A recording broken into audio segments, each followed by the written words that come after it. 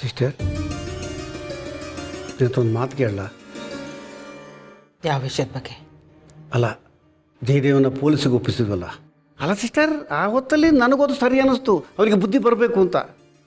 ಆದರೆ ಕೂಲಾಗಿ ಯೋಚನೆ ಮಾಡಿದಾಗ ಸಿಸ್ಟರ್, ನಾವೇನೋ ತಪ್ಪು ಮಾಡ್ತಿದ್ದೀವಿ ಅಂತ ಅನ್ನಿಸ್ತಾ ಇದೆ. ಸಿಸ್ಟರ್, ಅವನು ಜೈಲಿಗೆ ಹೋಗ್ತಾ ಇರೋದೇ ಮೊದಲನೇ ಸರ್ತಿ ಅಲ್ಲ. ಮೊದಲನೇ ಸರ್ತಿ ಹೋಗಿದ್ದಾನೆ, ಬದಲಾದ್ನ. ಹಾಂ, ಅವನಲ್ಲಿರೋ ಸಿಟ್ಟು ಜಾಸ್ತಿ ಆಯಿತು, ಹಠ ಜಾಸ್ತಿ ಆಯಿತು, ಕೋಪ ಜಾಸ್ತಿ ಆಯಿತು, ನಮ್ಮ ಕೈ ತಪ್ಪಿ ತುಂಬ ದೂರ ಹೋದ. ಸಿಸ್ಟರ್, ಅದೇ ಥರ ಆಗುತ್ತೇನೋ ಅನ್ನೋ ಹೆದರಿಕೆ ಅಷ್ಟೇ. ಅಲ್ಲ ಸಿಸ್ಟರ್, ಅವನಿಗೆ ಶಿಕ್ಷೆ ಆಗುತ್ತೆ, ಸರಿ, ನಾನು ಒಪ್ಕೋತೀನಿ. ಅದ್ರ ಜೊತೆಗೆ ಅವನ ಒಳಗಡೆ ಇರೋ ಸೇಡು ಜಾಸ್ತಿ ಆಗ್ತಾ ಹೋಗುತ್ತೆ. ಅವನ ಕೋಪ ಯಾರ ಮೇಲೆ ತಿರುಗುತ್ತೋ, ಯಾರ ಮೇಲೆ ಹೋಗಿ ಬೀಳುತ್ತೋ, ಅದು ಬೆಂಕಿಯಾಗಿ ಪರಿವರ್ತನೆ ಆಗಿ ಯಾರನ್ನೆಲ್ಲ ಸುಡುತ್ತೋ.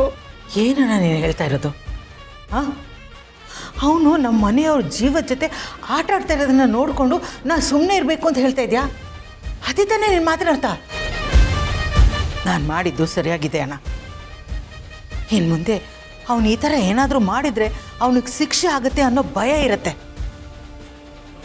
ಯಾವಾಗ ಬೇಕಾದರೂ ಯಾರ ಜೀವದ ಜೊತೆ ಆಟ ಆಡಬಹುದು ಅನ್ನೋ ಮೊಂಡು ಧೈರ್ಯ ಇದೆಯಲ್ಲ, ಅದು ಮುರಿಬೇಕಾಗಿತ್ತು. ಅದಕ್ಕೆ ಅಣ್ಣ ನಾನು ಹೀಗೆಲ್ಲ ಮಾಡಿದ್ದು. ಈ ಸ್ಟೆಪ್ಸಲ್ಲಿ ಅವನು ಚಿಕ್ಕವನಿದ್ದಾಗಲೇ ಆಗಬೇಕಾಗಿತ್ತು ಸಿಸ್ಟರ್. ಈಗ ಬೆಳೆದು ಬಿಟ್ಟಿದ್ದಾನವ. ಮರನ ಬಗ್ಸೋಕ್ಕಾಗತ್ತಾ? ಅದು ಮುರಿದೋಗುತ್ತೆ, ಇಲ್ಲ ಯಾರ ಮೇಲಾದರೂ ಮುರ್ಕೊಂಡು ಬೀಳುತ್ತೆ. ತನಗೇನೂ ತೊಂದರೆ ಆದರೂ ಪರವಾಗಿಲ್ಲ, ನಿಮ್ಮನ್ನೆಲ್ಲ ಮುಗಿಸ್ತೀನಿ ಅಂತ ಹಠ ತೊಟ್ಟವನಿಗೆ ಏನು ಮಾಡ್ತೀಯ ಹೇಳು? ಆಗ ಅವನು ಯಾರ ಮಾತು ಕೇಳಲ್ಲ, ಯಾರಿಗೂ ಬಗ್ಗಲ್ಲ, ಯಾರು ಅವನ್ನ ತಡೆದು ನಿಲ್ಸೋಕ್ಕೂ ಆಗಲ್ಲ ಸಿಸ್ಟರ್. ಎತ್ತ ತಾಯಿಯಾದ ನಿನ್ನನ್ನೇ ಕತ್ತಿ ಹಿಡಿದು ಆಚೆಗೆ ತಳ್ಳಿದವನು, ಎತ್ತಿ ಆಡಿಸಿದ ಮಾವಂಗೆ ಒಂದು ತೊಟ್ಟು ನೀರು ಕೊಡದೆ ಸತಾಯಿಸಿದವನು ಅವನು ಮನುಷ್ಯನ ಅಲ್ಲ ಸಿಸ್ಟರ್, ಅವನು ಮನುಷ್ಯನ ಅಲ್ಲವ. ಅಲ್ಲ, ನಿಜ ಹೇಳಬೇಕು ಅಂದರೆ ಈ ಶಿಕ್ಷೆಗಿಂತ ಅವನ ಒಳಗಡೆ ಸೇಡಿದೆಯಲ್ಲ ಬೆಳೀತಾ ಇರೋದು, ಅದ್ರ ಬಗ್ಗೆ ನನಗೆ ಭಯ ಹುಡ್ತಾ ಇದೆ. ನಿನ್ನ ಕಾಡ್ಗಿಚ್ಚಿನ ಕತೆ ಗೊತ್ತಲ್ಲ, ಅದು ಸುಡ್ತಾ ಸುಡ್ತಾ ಸುಡ್ತಾ ಎದುರುಗಡೆ ಇದ್ದದ್ದನ್ನು ಎಲ್ಲ ಸುಡ್ತಾ ಬರುತ್ತೆ. ಯಾರನ್ನು ಉಳಿಸಲ್ಲ, ಯಾವುದನ್ನು ಉಳಿಸಲ್ಲ, ಅದಕ್ಕೆ ಸೇಡು ಮಾತ್ರ ಕಾಣ್ತಾ ಇರುತ್ತೆ ಸಿಸ್ಟರ್. ಒಬ್ಬ ತಾಯಿ ತನ್ನ ಸ್ವಂತ ಮಗನ್ನ ಪೊಲೀಸವ್ರಿಗೆ ಒಪ್ಪಿಸ್ತಾಳೆ ಅಂತಂದ್ರೆ ಅದಕ್ಕಿಂತ ದೊಡ್ಡ ಶಿಕ್ಷೆ ಆ ತಾಯಿಗಿಲ್ಲ ಅಣ್ಣ. ನಾನಿಲ್ಲಿ ಪ್ರತಿದಿನ ಒಳಗೆ ಸಾಯ್ತಾ ಇದ್ದೀನಿ, ಹಾಗಂತ ಅವನ್ ಸಾಯ್ಬೇಕು ಅಂತಲ್ಲ. ಅವನ್ ಕ್ರೌರ್ಯ, ಅವನ್ ಒಳಗಿರೋ ಕೆಟ್ಟತನ ಇದೆಯಲ್ಲ, ಅದು ಸಾಯ್ಬೇಕು ಅಂತ. ಹಾಗಾಗ್ಬೇಕು ಅಂದ್ರೆ ಅವನ್ ಮಾಡಿದ್ದಕ್ಕೆ ಶಿಕ್ಷೆ ಅವನಿಗಾಗ್ಲೇಬೇಕು.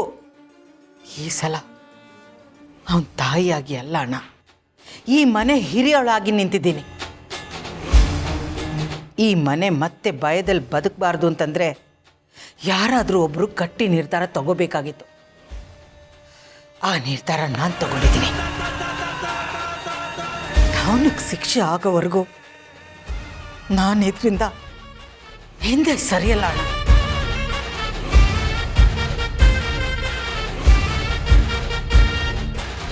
ಅಯ್ಯೋ ದೇವ್ರೆ, ಒಳ್ಳೆತನ ಇರಬೇಕು, ಆದರೆ ಈ ಮಟ್ಟಕ್ಕ ಅಲ್ಲ. ಅವನಿಗೆ ಹೆತ್ತ ತಾಯಿ ನೋವು ಸಂಕಟ ಅರ್ಥ ಆಗುತ್ತಾ, ಅಥವಾ ಇದೇ ನೋವು ಮತ್ತಷ್ಟು ಸೇಡಾಗಿ ಪರಿವರ್ತನೆಗೊಳ್ಳುತ್ತಾ? ದೇವ್ರೆ, ಹಾಗಾದರೆ ನನ್ನ ತಂಗಿ ಗತಿ?